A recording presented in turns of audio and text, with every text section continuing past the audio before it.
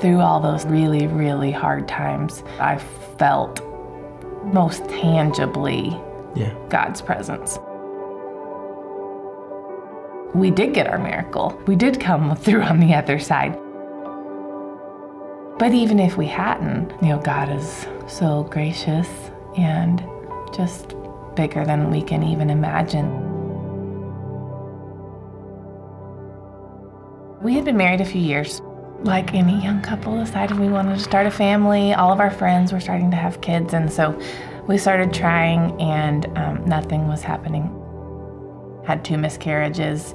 We were told by doctors that I shouldn't be able to have kids. And so the doctor, they were like, the pregnancy's not gonna go any further than all your hopes and all your dreams, like in a second. And so I just remember going back to the house that we lived in Mississippi, and Jennifer laying on the couch in the living room and bawling her eyes out. And me sitting down on the ground with my arm on her, not knowing what to do. I just kind of fell into a really dark hole. You want to say everything's going to be okay, God's got this. I mean, I'm a pastor, I should believe it, but in that moment, like, it's hard to even believe that.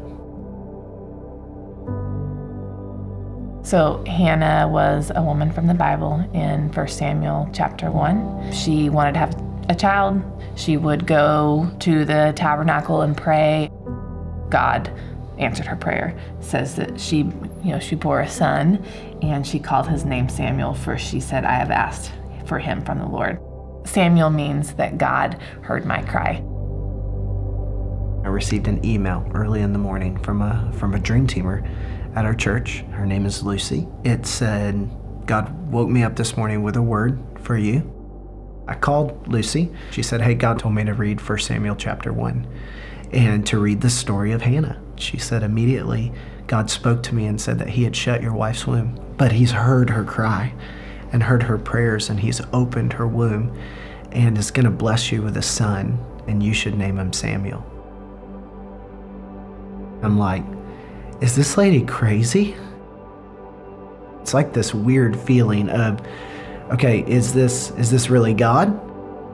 Before we got off the phone, she said, hey, I'd like to come up to the church and pray for you. We just thank you, Heavenly Father, and God just healed her body completely. And Father, in your word, in the prayer from Hannah, Lord God, God is going to bless you with a child, and that you are to call him Samuel. Pastor Daniel said, hey, I want you to preach on Father's Day. And I remember being in his office saying, hey, like, I don't think I can preach on Father's Day. Like, I'm not a dad. 2 days before I'm supposed to preach, Jennifer takes the test, finds out she's pregnant. And I remember we just laid in bed and laughed and cried and prayed, and we thanked God over and over and over again, and we're just so excited. And whereas the time before, there was fear. There was fear, and then this time there was no fear. We knew. Well, Samuel, we are on our way to the hospital to pick you up. Well, not pick you up.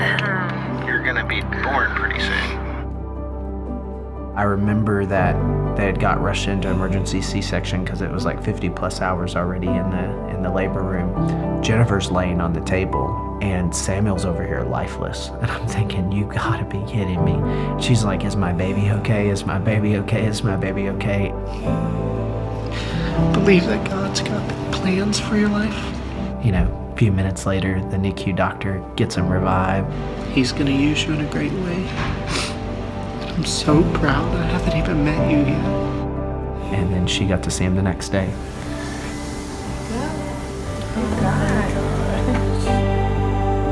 Samuel was a miracle.